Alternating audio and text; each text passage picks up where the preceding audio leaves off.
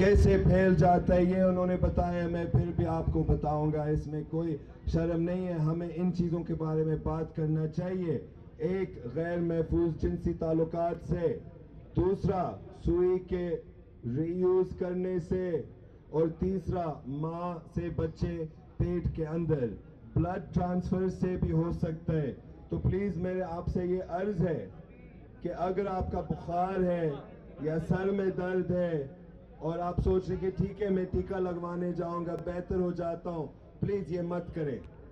اگر کوئی چھوٹی سی چیز ہے آپ بس پیناڈول کی گولی لے لیں اور لیٹ جائیں، آرام کریں، انشاءاللہ آپ کی طبیعت بہتر ہو جائے گی۔ پھر بھی تھینک یو، پھر بھی آپ کو پھر بھی ٹیکہ لگوانا چاہیے۔ ہمیشہ یقینی بنائیں کہ ڈاکٹر آپ کو ٹیکہ اس طرح نہیں لگا رہے، ہمیشہ یقینی بنائیں کہ ڈاکٹر ٹیکہ آپ کو اس طرح لگا رہے۔ ہمارے اسپتالوں سے ہمارے بچے بیمار نکل رہے ہیں، اور ایچ آئی وی کس چیز میں تبدیل ہو جاتا ہے؟ ایڈز، اور ایڈز سے آپ کا ڈیفینٹ موت ہو جائے گا۔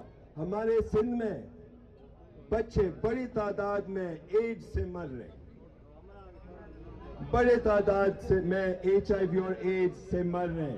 یہ مجھے بہت دکھ دیتا ہے۔ کیوں دکھ دیتا ہے؟ کیوں مجھے دکھ دیتا ہے؟ کیونکہ یہ جو بچہ جو ادھر ہے یہ ہمارے وزیر اعظم بھی بن سکتا ہے، یہ جو بچہ جو ادھر ہے یہ ہمارے صدر بھی بن سکتا ہے، یہ جو بچی جو ہے یہ بھی ہمارے وزیر خارجہ بھی بن سکتے ہیں۔ اور اگر معذرت ابھی میں اردو میں بولوں گا۔ امید ہے کہ آپ نے ہمارے رضاکاروں سے اور ڈاکٹروں سے آپ نے پوری بات غور سے سنا، کیونکہ یہ جو علم ہے، یہ جو معلومات ہے جو کہ ہم نے آپ کو پیش کیا، یہ نہ صرف آپ کے جان بچا سکتے ہیں مگر آپ کے پیاروں کے جان بھی بچا سکتے ہیں، آپ کے دوستوں کے جان بھی بچا سکتے ہیں، آپ کے بچوں کے جان بھی بچا سکتا ہے۔ پاکستان ایک عجیب ملک ہے، ہم وہ ملک ہیں جو کہ ایران اور امریکہ کو دعوت دے سکتے ہیں اور ان کو ایک ہی ٹیبل پہ بٹھا سکتے ہیں اور ان کے آپس میں امن کروا سکتے ہیں۔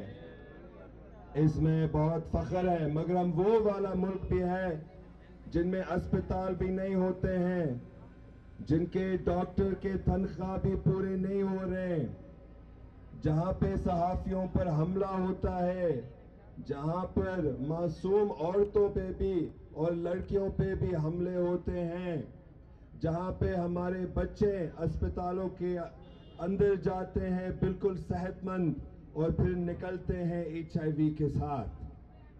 ہم ایک بہت عجیب ملک ہے۔